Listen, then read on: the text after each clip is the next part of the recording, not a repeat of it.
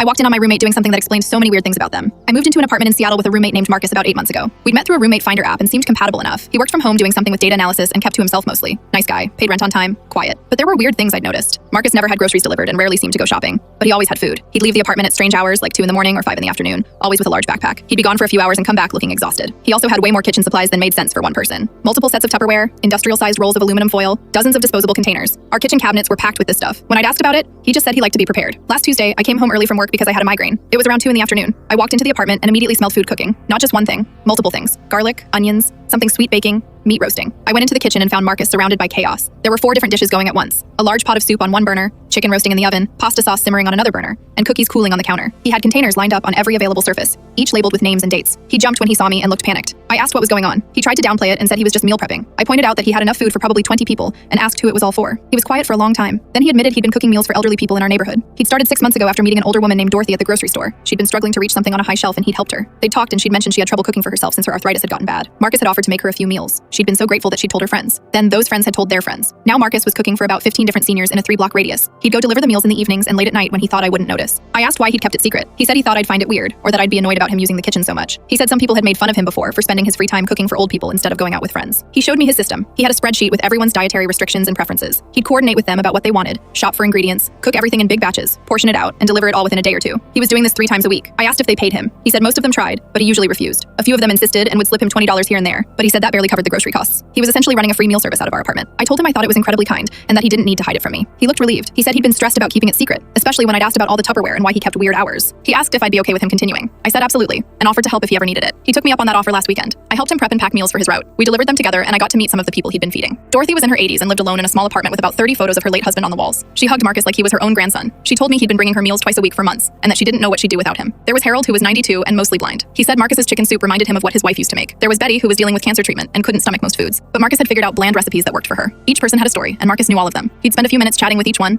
asking about their week, making sure they were doing okay beyond just the food. After we finished deliveries, I asked Marcus how he'd ended up doing this. He said his grandmother had raised him after his parents died when he was young. When she'd gotten older and couldn't cook for herself anymore, neighbors had helped bring her meals. After she passed away, he'd wanted to do the same for others. The weird hours made sense now. He'd deliver meals when it was convenient for the seniors, not for himself. The massive amount of Tupperware was because he needed to package individual portions. The backpack was how he carried everything. All the strange behavior that I'd been vaguely suspicious about was just him being quietly, consistently kind. Marcus asked me not to tell people about it. He said he didn't want attention or for people to make a big deal about it. I agreed, but told him he should be proud of what he was doing. Last week, one of the seniors he delivers to, a man named Frank, had a fall and had to go to the hospital. Marcus was listed as his emergency contact because Frank had no living family. Marcus spent 2 days at the hospital with him, making sure he was okay. I'm glad I came home early that day. Not just because I finally understood what Marcus was doing, but because now I get to be part of it. We've started cooking together twice a week. What he's built isn't just a meal service. It's a community of people who'd otherwise be forgotten, and one guy with a big heart making sure they're taken care of.